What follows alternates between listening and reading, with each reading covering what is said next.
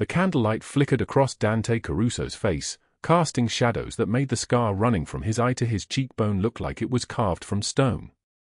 47 years old, 6'2", shoulders broad enough to fill a doorway, he sat in the private booth at the back of Caruso's restaurant with the stillness of a man who had learned that movement reveals weakness.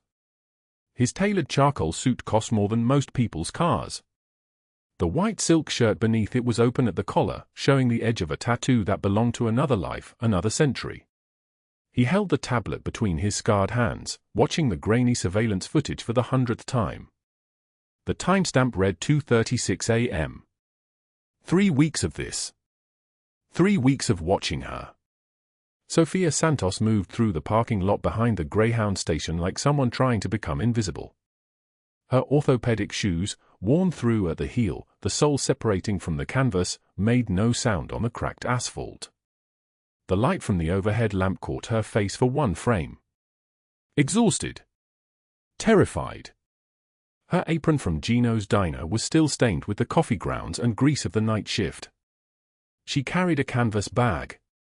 Small. Heavy-looking. She handed it to a man Dante's people had never identified. Sergio stood behind his shoulder, 6'1", 240 pounds of muscle and obedience. 23 years working for Dante. In all that time, Sergio had learned to read his boss's silences. Right now, that silence was the kind that came before blood hit the floor. "Play it again," Dante said. His voice was deep and solid like an oath, but the edge underneath it was sharp enough to cut. Sergio tapped the screen. The footage rewound. Sofia appeared in the parking lot again. Again, she handed over the bag. Again, the unknown man pressed something into her hand. Bills, maybe. Dante couldn't see clearly enough. "She's been moving packages for 3 weeks straight," Sergio said. "Never the same location twice. Never in daylight. Always after midnight. Always alone." Theo stepped forward. Younger than Sergio, maybe 30, with a scar on his neck from a knife fight that had happened 10 years ago in Atlantic City. He placed a folder on the table. "We've tracked for separate meetings," Theo said. "Different men every time. All of them freelance. All of them connected to the Castelliano family up in Jersey." The Castelliano family. Dante's jaw clenched so hard his teeth ached. The Castellanos had been trying to move into Philadelphia territory for 5 years. Dante had stopped them 3 times using methods that made people understand that war was not a metaphor. Blood was involved. Broken bones. Permanent disappearances. But this was different. This was someone on the inside using his daughter as the mechanism of betrayal. "How much?" Dante asked. "From what we can see in the footage, somewhere between 500 and 2,000 per exchange," Sergio said. "We don't know what's in the bags." Dante set the tablet down on the white tablecloth.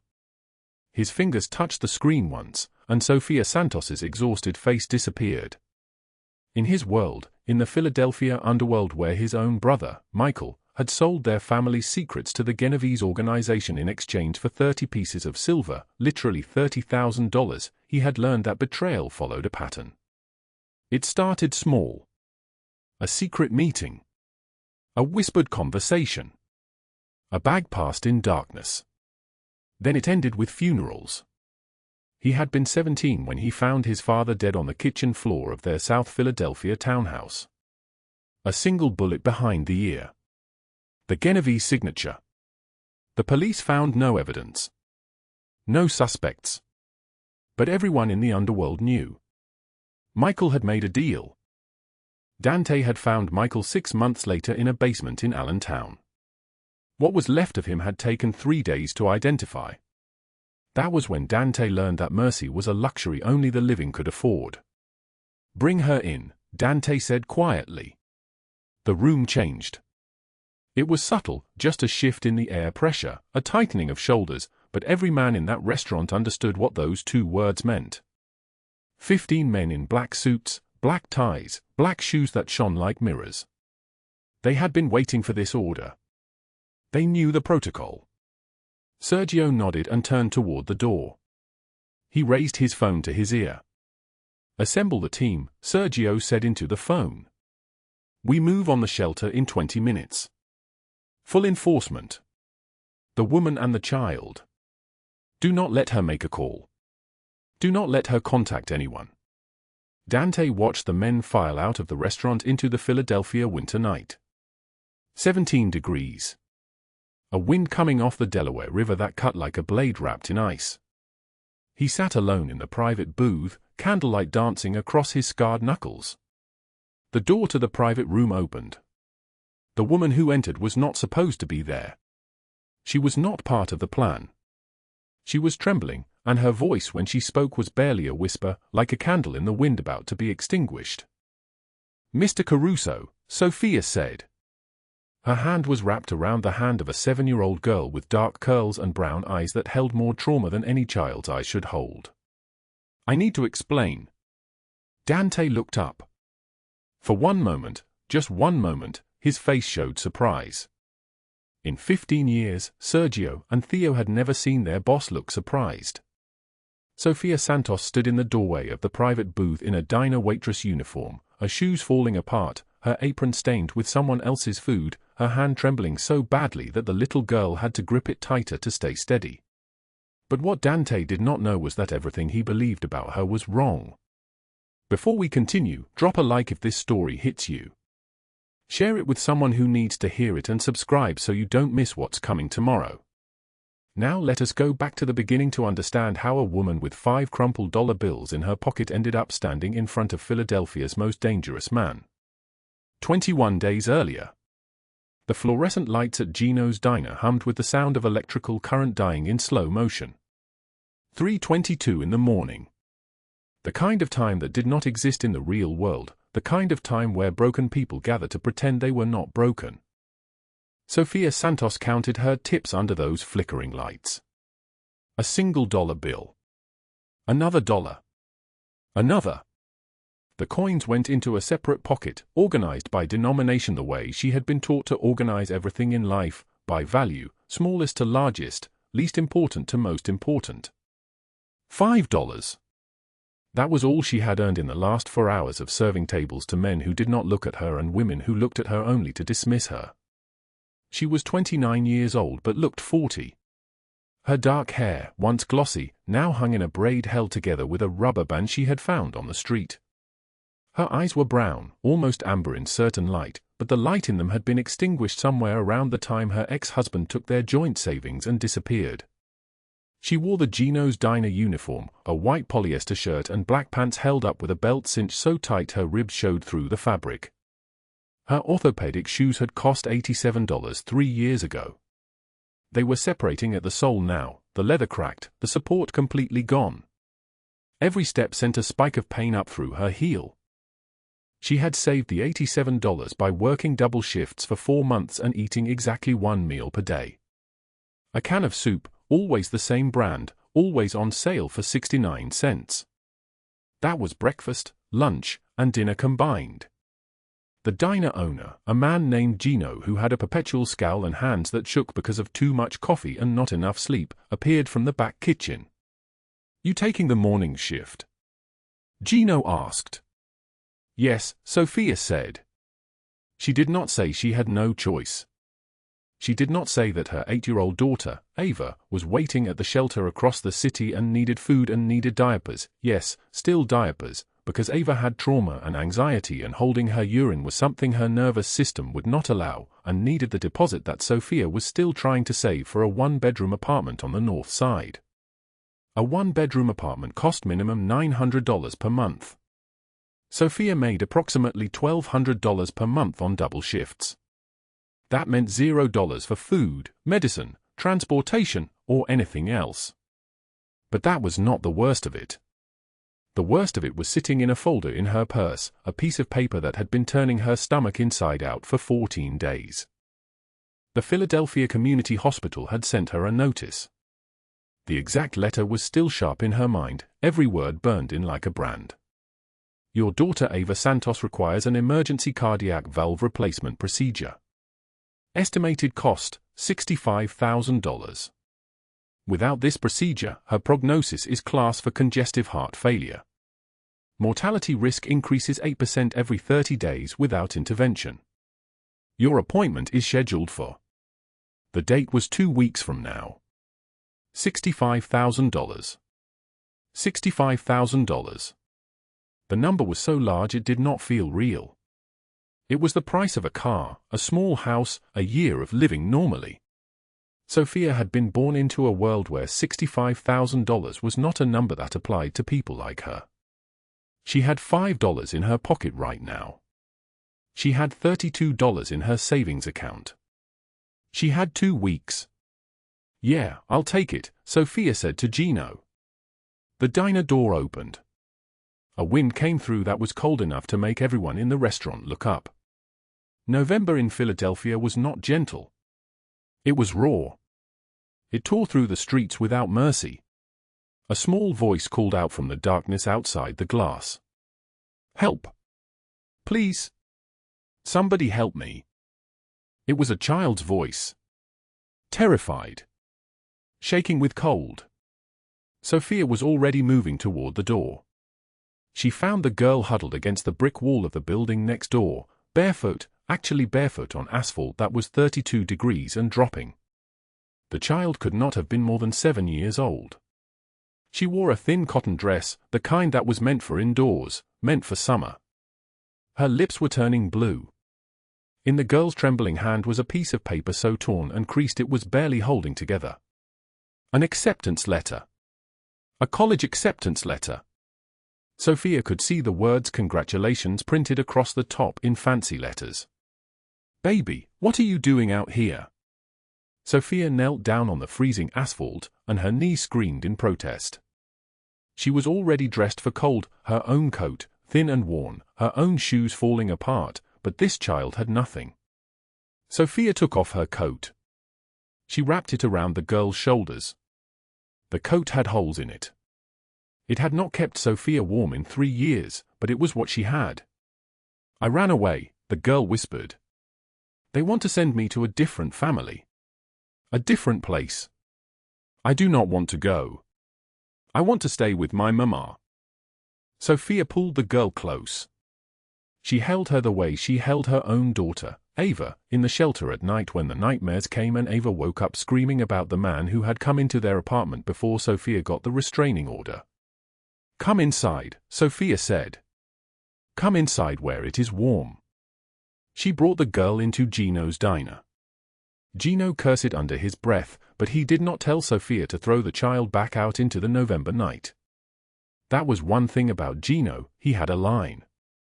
It was somewhere around basic human decency.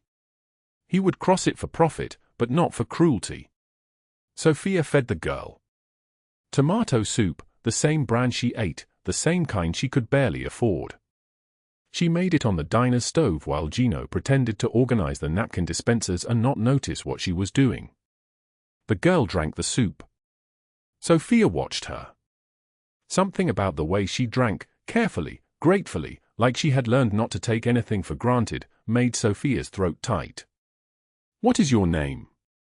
Sofia asked. Ava, the girl said. Sofia's hands trembled slightly as she set down the bowl. Her daughter's name. Her own daughter was named Ava. 7 years old, exactly like this girl, with dark curls and eyes that had learned to be afraid at an age when eyes should only know joy. I am Sofia, she said. And you are safe now. Somewhere in the city, 15 men were receiving a phone call. Somewhere in the city, a man in a private booth at the back of an upscale restaurant was getting a report that his daughter had been found by someone moving mysterious packages at 3 in the morning. Somewhere, the pieces were arranging themselves into a pattern that would change everything. But Sofia Santos did not know that yet. She only knew that this child was shaking, and she was warm now, and sometimes that was all you could do in the world. You warmed the people who were cold. You fed the people who were hungry. You loved the people who needed love, even if you had very little of it to give. She sat with Ava while the girl ate, her $5 forgotten in her pocket, her own daughter waiting at the shelter, her own crisis postponed for a few more hours. The fluorescent lights of Gino's diner hummed their monotonous song at 3:22 in the morning, a sound like insects trapped in glass, and Sofia Santos sat in the corner booth counting 5 crumpled dollar bills under that sickly glow. $5. That was all she had left after rent, after utilities, after the deposit on the cardiac specialist's appointment that had cost $200 just to sit in a waiting room for 45 minutes while a man in a white coat told her what she already knew. Her daughter Ava needed heart surgery. A valve replacement. The kind of surgery that cost exactly $65,000, and Sofia had 14 days to find it or watch her 7-year-old daughter's congenital condition spiral into something irreversible. Her orthopedic shoes, worn through at the heel where the foam had compressed into nothing, sat heavy against the diner's black and white checkered floor. The shoes cost $89 3 years ago. They were the last thing her mother had bought her before the stroke. Coffee stains mapped across her apron in brown continents, each one a shift, each shift a few dollars closer to impossible. She had worked 17 hours today. 17. That was $2.46 per hour after taxes.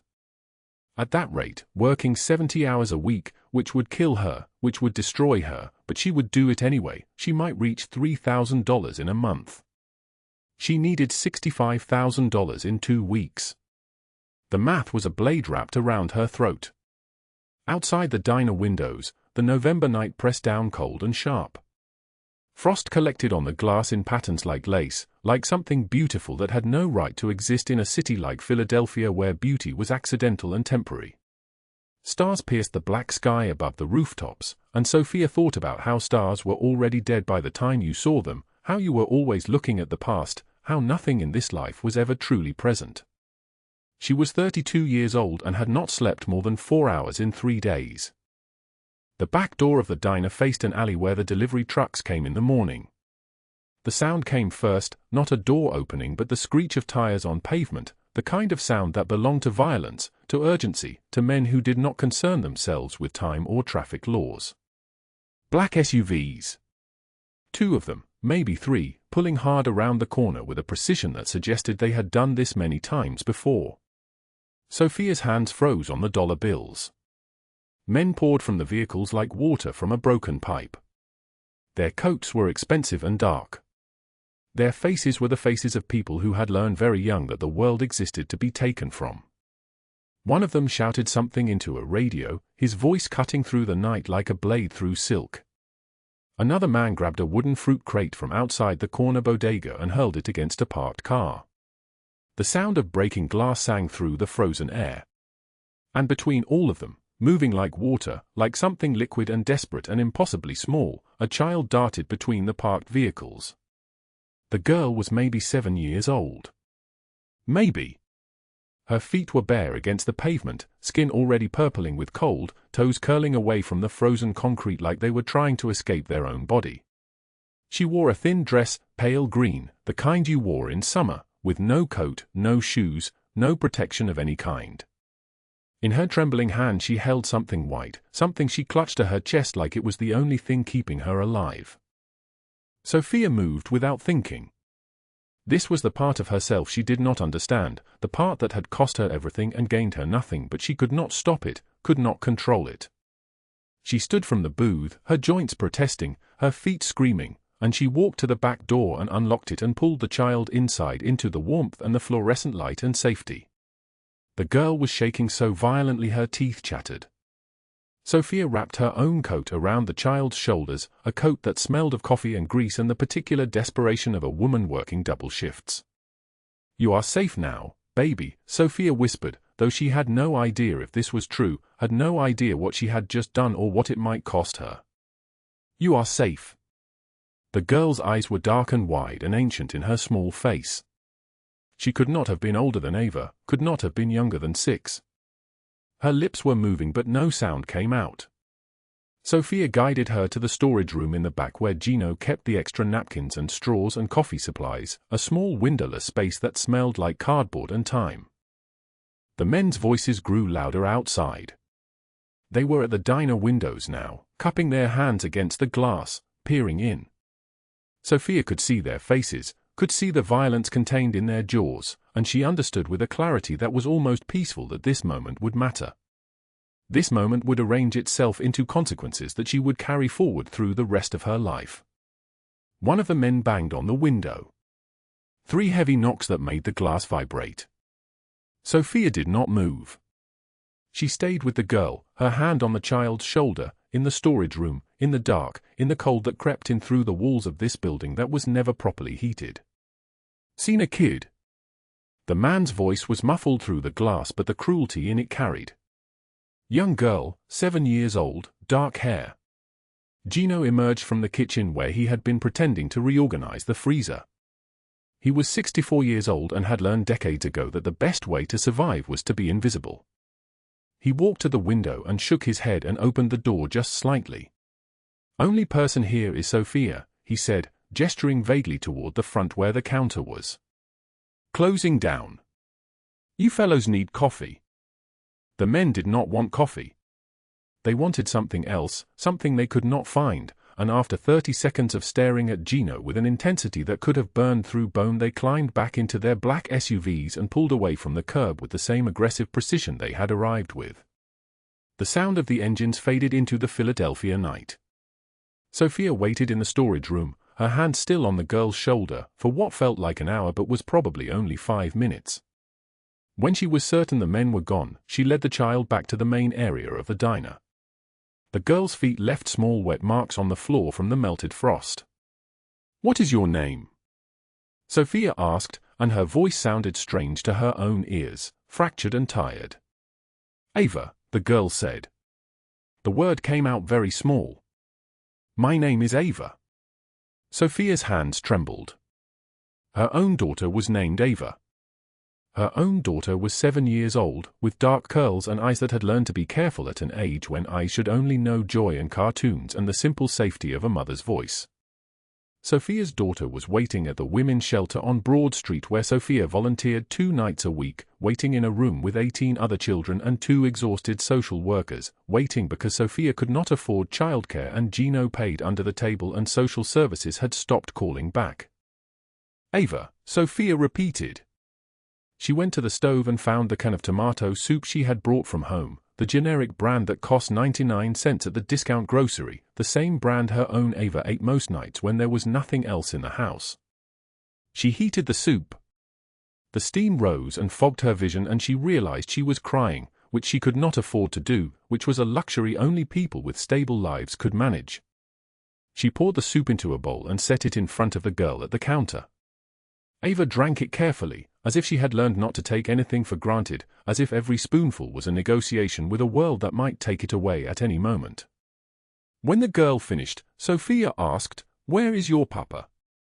Ava looked up at her, and in the fluorescent light Sofia could see that the child's eyes were the exact same shade as her own daughter's eyes. He was angry. He took the letter. It was burning. He threw it and then the men came. "What letter?" Sofia asked. Ava reached into the fold of her dress and pulled out a piece of paper, charred at the edges, the corner burned away so that the text was incomplete. But Sofia could still read it. A college acceptance letter. University of Pennsylvania. Dated 15 years ago. Addressed to Dante Caruso. "He doesn't want me," Ava whispered. "He told them to take me away." Sofia looked at this burnt letter in this child's trembling hands and understood that she had just crossed a line from which there was no returning. She had hidden someone from Dante Caruso's men.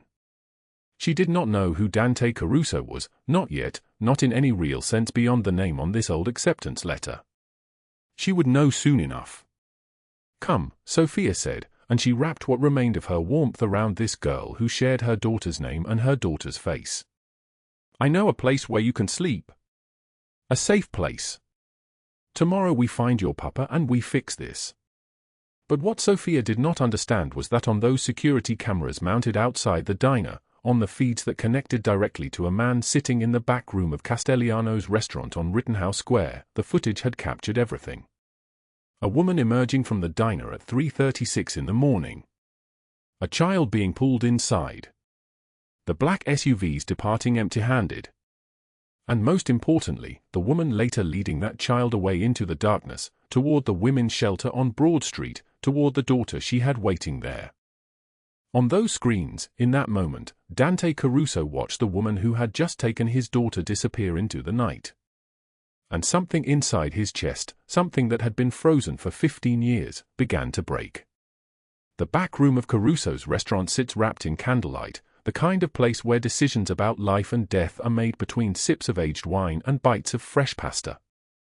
Oil paintings of Sicily line the walls, their gold frames catching the glow of a crystal chandelier.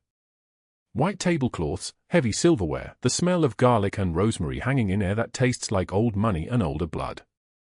Dante Caruso occupies his private booth, the one his grandfather carved by hand in 1947, and on the screens before him flicker the last 3 days of surveillance footage.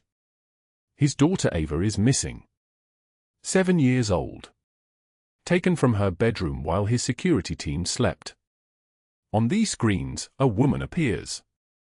Working class, exhausted, her stained apron screaming of double shifts at diners that serve breakfast until midnight.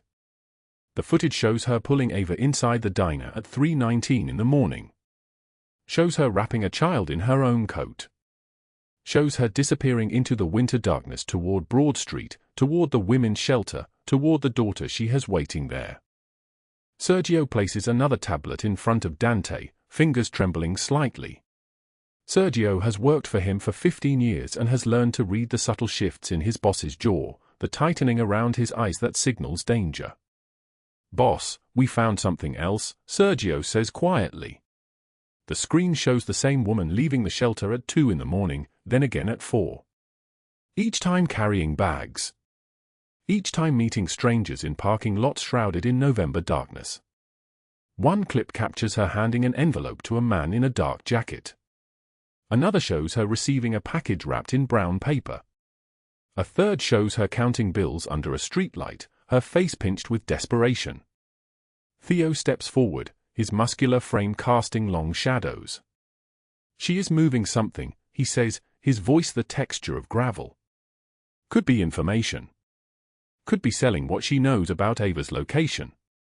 In our world, boss, this pattern only means one thing." Dante does not look away from the screens. He has seen this dance before. People who sneak at midnight, who carry mysterious packages, who meet strangers in the dark, they are always working an angle. They are always betraying someone. "Where is she now?" Dante asks, and his voice emerges like thunder rolling across empty water. Still at the shelter, Sergio answers. "She has not left. Ava is with her." "Boss, our men watching the shelter, they reported something." Ava calls her Sofia. Calls her by her first name like they have known each other for years. Dante's jaw tightens. He stands, each movement deliberate as a predator rising from rest. His suit costs $12,000, tailored by a man in Milan who takes only Caruso commissions. The scar running from his left eye to his cheekbone catches the candlelight as he turns toward the window overlooking Rittenhouse Square. "Assemble 15 men. We move within the hour." The room mobilizes instantly. Sergio and Theo exchanging looks, communicating silently in the language of loyalty they have spoken for decades. They do not question. They do not hesitate. They obey. But on those surveillance screens, paused on the face of Sofia Santos counting money under a streetlight, the story playing out in Dante's mind is entirely wrong. What those cameras did not capture was the torn college acceptance letter. What they missed was Ava asking if Sofia could be her mama. What surveillance footage could never record was a mother's desperation, not the kind that moves drugs or secrets, but the kind that sells furniture on Craigslist at midnight, that donates other people's charity to families who have even less, that prays to a God she barely believes in because the surgery that will save her daughter's life costs exactly $65,000, and she has $5 to her name. The restaurant door opens at 9:45 in the evening. Sofia Santos walks through it with the posture of someone stepping toward a firing squad. Her orthopedic shoes, worn through at the heel, squeak against the marble floor.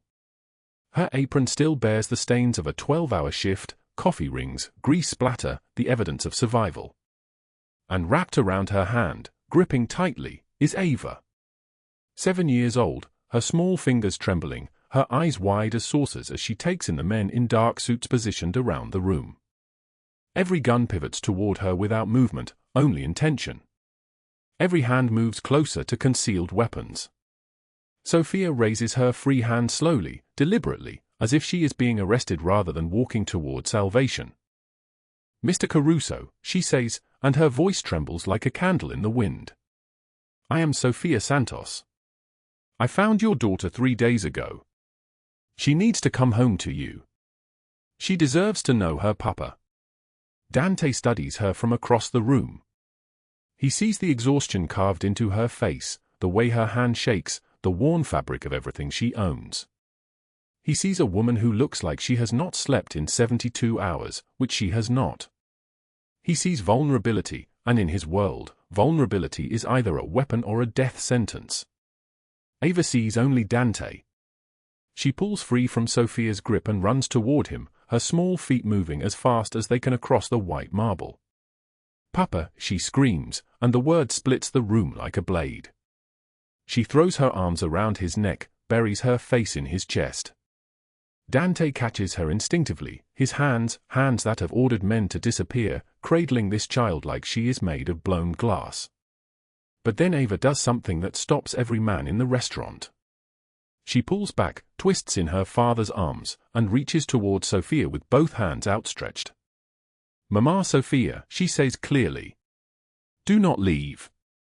You promised you would not leave." The room freezes. The breath of every man catches in his throat. Sergio's mouth actually falls open.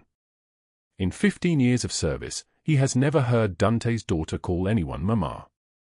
Her mother died in childbirth, and Ava has grown up surrounded by men in suits, by bodyguards and drivers and security cameras. She has never called a woman mama until 3 days ago when Sofia wrapped her in a coat that smelled like coffee and kindness. Dante's expression shifts, a muscle in his cheek twitching, something dangerous and confused flickering across his features. He makes a gesture, one raised finger, and every gun lowers slightly. "Sit," he tells Sofia, and he indicates the booth across from him. She sits. Her hands fold on the table, trembling so badly that she has to sit on them to hide the shaking. Ava climbs into her lap, curling there like a small animal returning to the only warm place it has ever known. "Why did you hide her?" Dante asks. His voice is quiet now, which is somehow more terrifying than if he had screamed. Sofia meets his eyes. She does not look away. "Because men with guns were chasing a barefoot child in freezing weather, and I have a daughter too. I would want someone to protect her. I would want someone to save her, no matter what it cost me." She tells him everything. Working 2 jobs, counting tips at 3 in the morning, eating leftovers from the diner's garbage so her own daughter has enough to eat. She tells him about the surgery. About the valve replacement.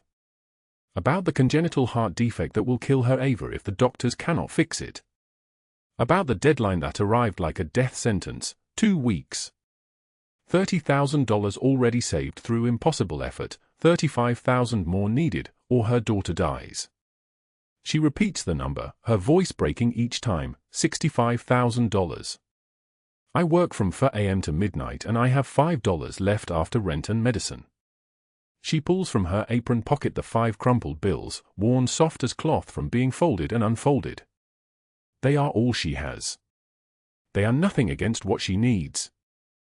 Dante watches her. Recalculates everything. Why the meetings? The bags at midnight. He shows her the surveillance photos. She is smaller in these images, hunched against the cold, moving through darkness like a ghost. Sofia's face crumbles. "I have been selling my furniture. My clothes. Anything worth money. Meeting buyers from Craigslist at the shelter. The bags were donations I collected from churches. I thought if I helped enough people, maybe God would help my daughter. I know it sounds stupid."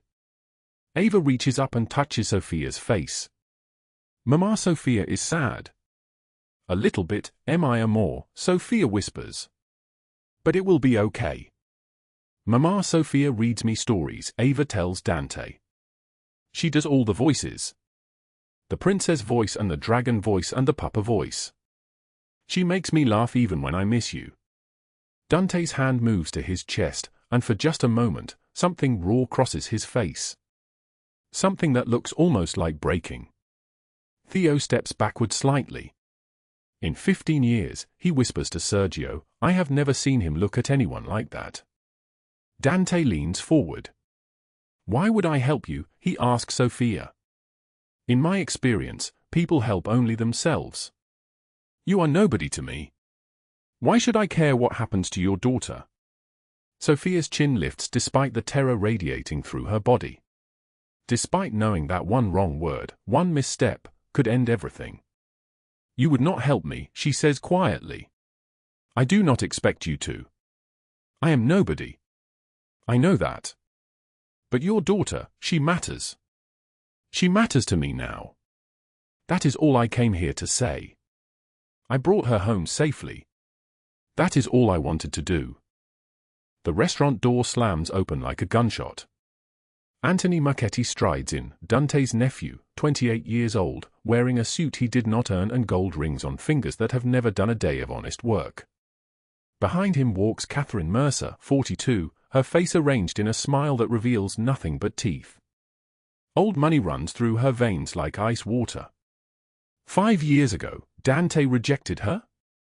Told her publicly that she meant nothing to him, less than nothing. She has been waiting for this moment ever since. Uncle Dante, Anthony says with false cheer. Who is this? New entertainment. His gaze crawls over Sofia like an insect, and she can feel the weight of his attention like something physical, something contaminating. Dante's voice drops to winter cold. Leave. Now. But Anthony sees what he thinks is weakness. A poor woman in his uncle's private booth, his daughter attached to her, Dante showing gentleness toward someone beneath him. Actually, Anthony says, stepping closer, I think I will stay.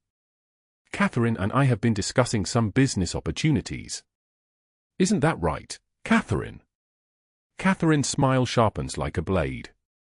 Indeed. We think it is time the family had transparency. Some public accountability. She looks directly at Sofia. You should be careful, dear. Men like Dante destroy everything they touch. Ask his brother. The room temperature drops. Sergio's hand moves toward his weapon, but Dante raises one finger, wait. This is not your concern, Anthony, Dante says quietly. But Anthony laughs, and the sound is ugly. Not my concern? You bring some diner trash into the family business, let your daughter call her mama, and it is not my concern. He steps closer to Sofia, who stands, putting herself physically between Anthony and Ava. I bet I could convince this one to do all sorts of interesting things, Anthony says. For the right price. What do you say, sweetheart? How much for you to tell me everything about Uncle Dante? 60,000? 65. Sofia's face goes white. He knows. He knows the exact number. Catherine steps forward, her designer heels clicking against marble like a countdown. We know about your daughter's surgery, she tells Sofia. The deadline. 2 weeks. The money you need. Sofia's knees weaken. We can help you, Catherine continues, her voice smooth as poison. All we need is a little information. Some documentation. Maybe a recorded conversation or two. Then you get your money, your daughter lives, and you walk away clean. But what Anthony and Catherine do not know is that every word spoken in Caruso's restaurant is recorded. Every syllable fed directly into servers protected by encryption that would take the NSA 3 years to crack. What they do not know is that Theo, standing silently against the far wall, is already flagging the threats, the attempted bribery, the blackmail laid bare in candlelight. What they do not know is that Dante Caruso is not a man who forgives betrayal. He is a man who catalogues it, measures it, and returns it sevenfold. Dante's hand reaches out and touches Sofia's shoulder, a gesture so unexpected that she freezes. Ava reaches for her from his lap, unwilling to let her go. "Sofia," he says, and her name emerges from his mouth like a prayer. "You are not nobody. Not to me. Not anymore." Sofia stands outside Philadelphia Children's Hospital at 11 o'clock on a winter night, the kind of cold that burns your lungs with every breath. Her coat, thin, faded blue, a hand-me-down from the diners lost and found 3 years ago, offers almost no protection. Frost coats the parking lot like crushed diamonds. Stars overhead are sharp and merciless, indifferent to the woman trembling beneath them. Inside the hospital, 3 floors up, her daughter Ava lies in a hospital bed with blue-tinged lips and breaths growing shallower. The surgery is scheduled for 6 in the morning. The valve replacement her heart needs to keep beating. The valve replacement that cost $65,000. Sofia has $247 to her name. Her hands shake so violently she can barely grip her phone. She has called every charitable foundation in Philadelphia. She has called churches, non-profits, research hospitals, even the Pediatric Cancer Foundation. They redirected her, not their mission. She has called the surgeon's office 7 times in 3 days, each conversation ending the same way. The administrator's voice, kind but final, "Mrs. Santos, we need $65,000 by 6 a.m. If we do not receive payment by then, we will need to cancel the procedure. I am very sorry. By noon tomorrow, Ava's heart will fail." Sofia scrolls through her phone with numb fingers. Messages from numbers she has never saved. Messages that arrived at 3 in the morning, when she was standing in this same parking lot, asking God if he was listening. One message in particular makes her stomach turn to ice. From Anthony Marchetti, "Changed your mind yet?" One recorded conversation with Dante. 1 hour of your time. $70,000 in your account by sunrise. Your daughter lives. Or keep your dignity and bury her. Your choice. The words blur through her tears. Her thumb hovers over the reply button like it belongs to a different person, someone without a conscience, someone willing to trade a stranger's life for her child's heartbeat. Just one conversation. Just one betrayal. Dante would never know it was her. Catherine promised anonymity. The money would arrive before dawn. Her daughter would live. Sofia's hands tremble. What kind of mother chooses a stranger over her child? What kind of person is she if she does not do this? Her baby is dying. Her baby is dying and she is standing here worrying about the moral code of a Mafia boss who has known Ava for 3 days. 3 days. Dante has known her for 3 days, and he paid her hospital bills yesterday without being asked. 3 days, and he sat in her daughter's hospital room reading picture books aloud while Ava fell asleep with her small hand around his scarred fingers.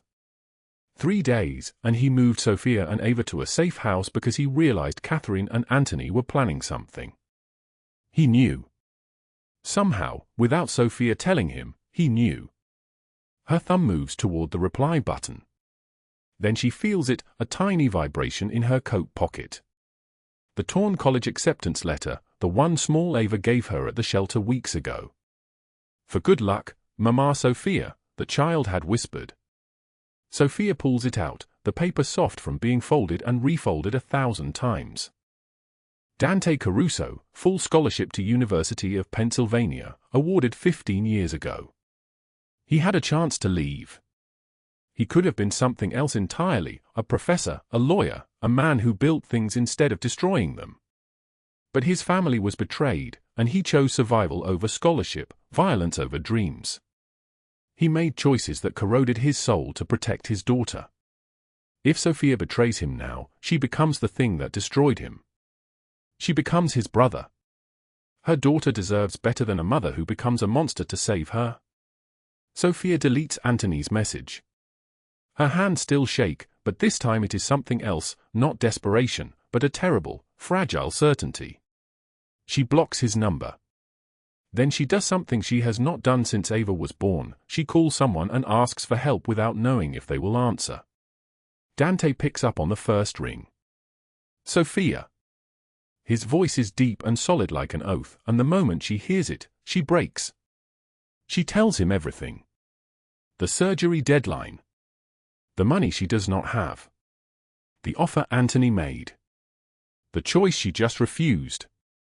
The words tumble out of her like water breaking through a dam, and she does not stop until she is standing in a hospital parking lot at midnight, sobbing into a phone held by a man who has every reason to execute her for even considering his nephew's proposal. "Listen to me," Dante says, and there is something in his voice that makes her stop crying. "Ava is going to have her surgery. Your daughter is going to live. You have my word on this. You cannot just, the hospital needs the money by 6 a.m., and I cannot ask you for. You did not ask. I am telling you. Stay on the line. I am coming to get you." The line goes quiet except for the sound of his breathing, steady and measured. What Sofia does not know is that Dante is sitting in his restaurant office 2 miles away, watching security footage of Anthony and Catherine's conversation with her. Sergio stands beside him, jaw clenched so tight his face looks like carved granite. On the screen, Catherine's voice plays back, "We can help you. All we need is information. Some documentation. Maybe a recorded conversation or two." On the screen, Anthony touches Sofia's arm, and she pulls away. He laughs and calls her something so ugly that Sergio's hand moves to his gun. She deleted his message, Theo reports from across the office. She refused them. Dante does not move for a long moment. Then, how much does she need? 65,000. By 6 a.m. Pay it. Anonymous donation. Make it happen now. Boss, Sergio starts. Now, Sergio. At 2 in the morning, while Sofia is sitting in the safe house with Ava sleeping against her chest, an alert appears on her phone. A deposit notification. $65,000 transferred to the hospital account from an anonymous donor. She reads it 4 times, certain she is hallucinating from exhaustion. Then she calls the hospital. The administrator's voice comes back different this time, apologetic, almost joyful. "Mrs. Santos, yes, we received the funds. Your daughter's surgery is confirmed for 6 a.m. Everything is in order. She is going to be fine." Sofia does not hang up the phone. She sits there in the dark, holding it to her ear, listening to the dial tone like it is the most beautiful sound in the world. Her daughter is going to live. But Dante Caruso is not finished. At 3 in the morning, while the city sleeps, 12 men dressed in black tactical gear move like ghosts through Philadelphia streets. They move with the precision of an operation planned down to the second. 3 locations. Simultaneous. Coordinated with the kind of efficiency that only years of practice can create. Anthony's penthouse apartment overlooks Rittenhouse Square. He is asleep in Italian silk sheets when the elevator opens and 12 men fill his bedroom. He wakes to darkness and the sound of a safety clicking off. "Uncle Dante," Anthony's voice cracks like a child's. Dante stands at the foot of the bed, backlit by the city's glow, and Anthony realizes in that moment that his uncle is not coming to talk. He is coming for justice. By sunrise, the evidence is already in federal hands. Every file. Every account. Every transaction that proves Anthony Marchetti used his family's construction business to launder money, extort payments, and destroy competitors. 40 years of federal prison sits in those files like a loaded weapon. Catherine wakes to her doorbell ringing at 4 in the morning. She stumbles downstairs in her silk robe, expecting room service. She had called ahead, but instead finds 12 federal agents with a warrant and expressions that tell her everything she needs to know. "Catherine Mercer, we have a warrant for your arrest on charges of conspiracy, wire fraud, extortion, and falsifying evidence before a federal agency." The live stream she planned, the one meant to air at 6 a.m. and destroy Dante Caruso on live television, never happens. Because at 3:55 a.m., Theo walks into the news station with a federal warrant and seizes every piece of equipment. The expose Catherine spent months crafting, the doctored recordings and falsified documents, the testimony of paid actors, all of it confiscated and secured as evidence. Instead, the live stream that airs at 6 a.m. is the real one. The world watches Anthony Marchetti and Catherine Mercer threatening a poor waitress, laughing about her dying daughter, offering money to buy her betrayal, calling her trash.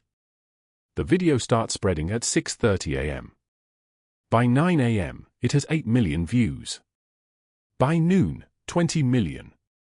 Catherine's society friends delete her from their contact lists before noon.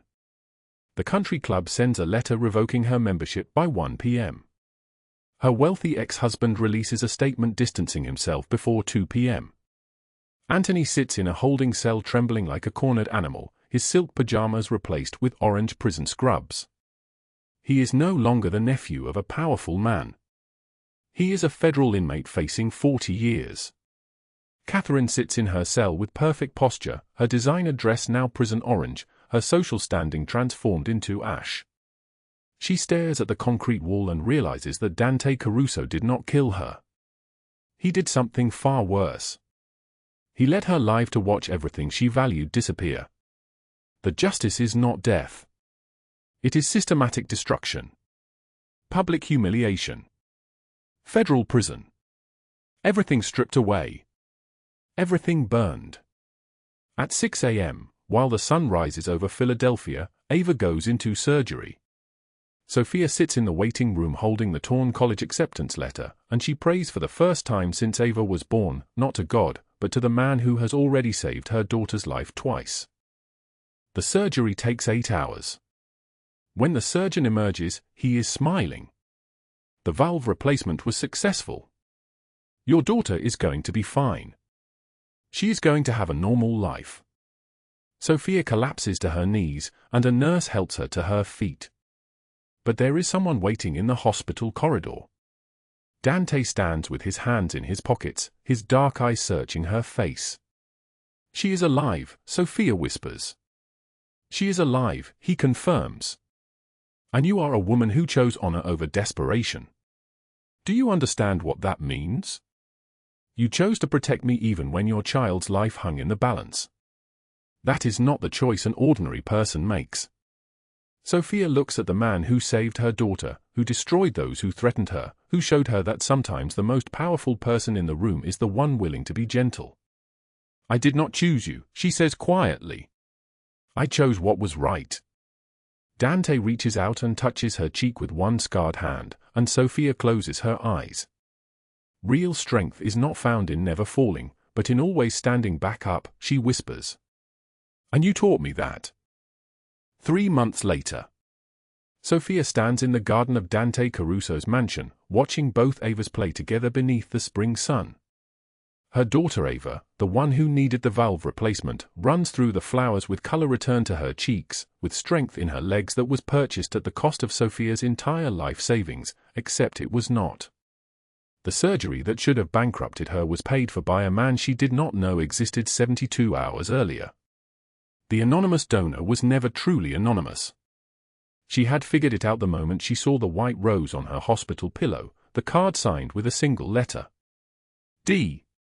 Dante's daughter, also named Ava, reaches out and pulls Sofia's daughter close, whispering something that makes them both dissolve into giggles. They are inseparable now, these two girls born into different worlds, speaking as if they were always meant to find each other. The man himself approaches from the direction of the house, his footsteps steady on the stone pathway. Dante Caruso moves like someone who has never experienced doubt, yet his eyes search Sofia's face constantly now, as if she might vanish if he stops looking.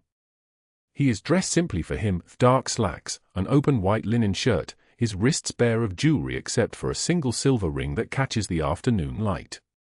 The scar running from his left temple to his jaw is less frightening in daylight, Sofia thinks.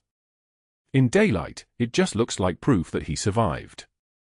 He stands beside her without touching, the space between them charged like the air before a thunderstorm. His voice drops low, meant only for her ears. They are happy, he says. Sofia nods, unable to trust her voice. The journey from the diner's fluorescent lights to this garden has happened too quickly, like a story that skips chapters and refuses to make sense. My daughter loves you, Dante continues. In 7 years, she has never used the word mama for anyone except her birth mother. Twice in her life, Sofia. Once when she was born, once when Catherine Mercer poisoned her mind with lies. Now she uses it the way other children breathe. As if it is the most natural thing in the world. That is what you have given her. Sofia turns to face him, and his hand finds hers. The touch is gentle, nothing like the violence she expected from this man, nothing like the cold calculation that should belong to someone who orchestrated the destruction of Anthony Marchetti and Catherine Mercer with such precision that the entire city watched their fall unfold on live television. You paid for the surgery, Sofia says. It is not a question. Yes. You could have told me. I could have, Dante agrees. His dark eyes reflect the garden, the flowers, the two girls running through spring light. But you needed to know that your daughter was saved because she deserved to live, not because of what I wanted from you in return. Every gift I have ever given has come with a price, Sofia. The men who work for me understand this. They expect it. But you protected my daughter when there was nothing in it for you. You sacrificed your own child's survival for a stranger. That kind of choice erases debt. It does not create it. Sofia's fingers tighten around his. I almost did not choose that way. I almost took the money Anthony offered. I almost became exactly what he wanted. But you did not. Dante lifts her hand to his lips, and the gesture is so tender it breaks something inside her chest. That is the only thing that matters. You stood at the edge of the abyss and chose not to fall. The silence that follows is filled with the sound of the girls laughing, with birdsong, with the distant hum of the city beyond the mansion walls. Sofia thinks of the diner, of counting 5 crumpled dollar bills under fluorescent lights that buzzed like dying insects, of knowing that her daughter was dying and that she had no way to save her. That woman feels like someone else, someone who belonged to a different story. I do not understand how this happened, Sofia whispers. How we became this. How you became this. Dante's jaw tightens slightly. My brother taught me that mercy is a luxury only the living can afford. He was wrong. Mercy is the only currency that has any real value. I spent 30 years building an empire on fear, on violence, on the certainty that anyone who loved you was a weakness to be exploited. Then I watched my daughter choose to call you Mama, and I understood that everything I built was designed to keep out the only thing that matters. He steps closer, and Sofia can feel the warmth radiating from his body, can smell the expensive cologne mixed with something beneath it, something that smells like home, like safety, like a future that extends beyond next week. I want to ask you something, Dante says, and his voice carries a weight that makes Sofia's breath catch. But first you need to understand that I am not the man I was. I do not know if I will ever be good, Sofia. There is too much blood on these hands. But I am trying to be the man you believe I can be. I am trying because you refuse to become the person desperation demanded you become. From the house, Sergio emerges onto the terrace, and he carefully averts his eyes from them, gesturing to the girls. Principessa, your papa prepared something special in the kitchen. Come see. Both Avas squeal with excitement and run toward the house, their small footsteps loud on the stone pathways. Sofia and Dante are alone now, surrounded by flowers and sunlight and the weight of everything that brought them to this moment. Dante reaches into his pocket and Sofia's heart stops, because she knows what this is. Somehow she knows before she sees it. When he opens his hand, there is a ring there, not ostentatious, not the kind of jewelry she would expect from a man of his station, but simple. White gold, with a diamond that catches the light like a piece of the sun. Beside it, a smaller band, plain and elegant. I know it is too fast, Dante says. His voice has lost some of its certainty, and Sofia realizes he is nervous. The most powerful man in Philadelphia is afraid. I know that 6 months ago you did not know I existed. I know that everything rational in your mind is telling you this is impossible. But you saved my daughter, and in doing so, you saved me. Real strength is not found in never falling, but in always standing back up. You taught me that. Every moment you spent protecting Ava when it would have been easier to take Anthony's money, every choice you made that cost you something, that is real strength. He drops to one knee on the stone pathway, and Sofia feels tears burning her eyes before he even speaks the words. I am asking you to become my wife, Sofia Santos. Not as a mafia boss asking a servant. As a man, broken and trying to heal, asking the woman who showed him how to stand back up. Sofia looks at the ring, at the man kneeling before her, at the garden beyond him where both their daughters are watching from the kitchen window, their small faces pressed against the glass, their mouths forming OS of excitement. She pulls him up before he can even finish, and she kisses him with 7 months of fear and hope and impossible survival condensed into the touch. When they break apart, she is laughing and crying at the same time. Yes, she says. Yes. Yes. Dante slides the ring onto her trembling finger, and from the kitchen, 2 small voices shriek with joy. Within seconds, both Avas come running out, throwing themselves at Sofia and Dante, and he catches them both, one in each arm, his scarred face transformed by a smile that his men have never seen directed at anything except violence and power. This is the moment that changes everything. Not the moment Anthony Marchetti begged for mercy in federal custody. Not the moment Catherine Mercer's face was broadcast across every news station in Philadelphia as federal agents arrested her for conspiracy and fraud. Not the moment the surgery succeeded and Ava's heart began beating with a new valve, strong and steady. This moment, here, now, in a garden where 2 broken people and 2 children are becoming a family, where a mafia boss who learned his trade through betrayal is learning instead how to stay, this is the moment that matters. The afternoon light catches Sofia's new ring, throwing fractured rainbows across the stone. She thinks of the diner, of the 5 crumpled dollar bills she held in her trembling hands at 3:22 a.m. She thinks of the impossible choice between her daughter's life and her own conscience. She thinks of the moment a terrified 7-year-old appeared at the diner door, and Sofia wrapped her in her own coat without knowing that choice would be the thread connecting her to everything she lost and everything she would gain.